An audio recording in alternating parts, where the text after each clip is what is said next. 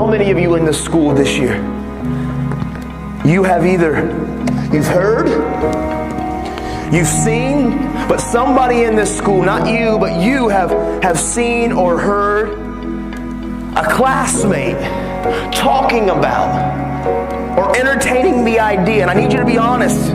How many of you in this school this year, you have heard one of your classmates talking about or pondering the idea of maybe committing suicide and ending your life? Raise your hand. Hold those hands high. Hold them high. Because every one of those hands right now represents a heartbeat in this school.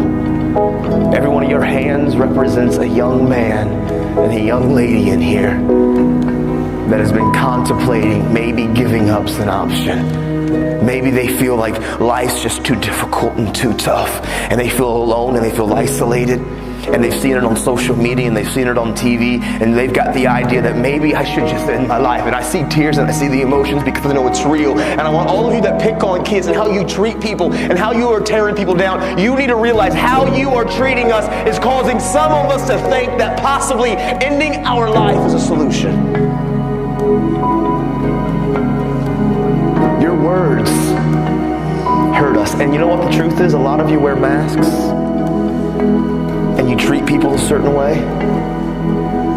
But the truth is you hide behind your mask because you probably have battled suicidal thoughts yourself. And so you mask it and you act like your skin's thick. But really on the inside, there's times you feel alone and feel abandoned. And I hear the tears, man. All of you, listen to me, young men and young lady that's in this school right now.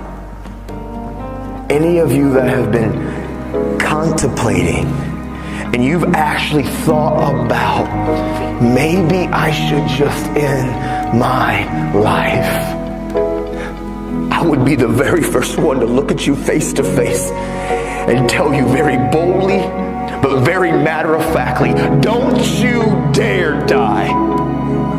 Don't you dare believe the lie that ending your life, don't you dare believe the lie that ending your life is any answer or any solution, because inside of every single one of you that have been contemplating, maybe I'm alone and I'm isolated and nobody cares about me and I feel is a lie. You are not alone. You are not by yourself. There are people and friends and family and teachers, people here that believe about you.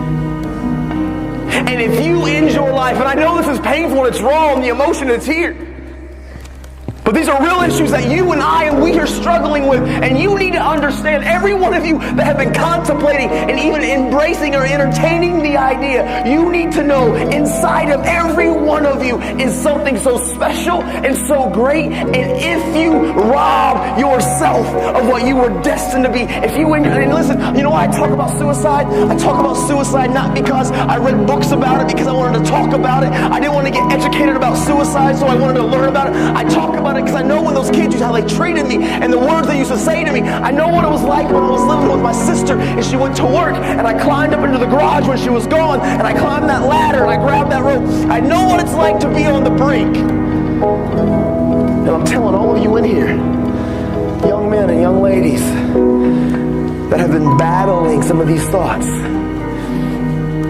it's a lie. Look at me. And I can spot out many of you that I know that these are the thoughts that you've battled with this year. They're lies. Don't you dare rob you of what you're born to be. Listen, you're not alone. There are many of us that battle these same thoughts, these same pains, these same struggles. But inside of every one of you, I promise you, if you believe the lie and actually try to take your own life out, you're robbing this community, this school, your family, and you're robbing yourself of what you were destined to be. Because inside of all of you who are battling the ideas of giving up on life, you're robbing. Some of you are born to be doctors and scientists and teachers and entertainers and musicians and radiologists and social workers, counselors. Some of you are born and destined to do amazing things things that can impact and change this world. And if you believe the lie and you let the life in the world try to take you out, you are robbing us of what you were born and destined to be. Listen, my little girl, I have a little girl that's 18 months. In the future, she could get sick and have some disease. And maybe you're the one that's born and destined to create the cure. And if you end your life and you rob us of what you were born to be, I need you. And those next to you need you. You're not alone. Don't believe those whispers and don't entertain those thoughts.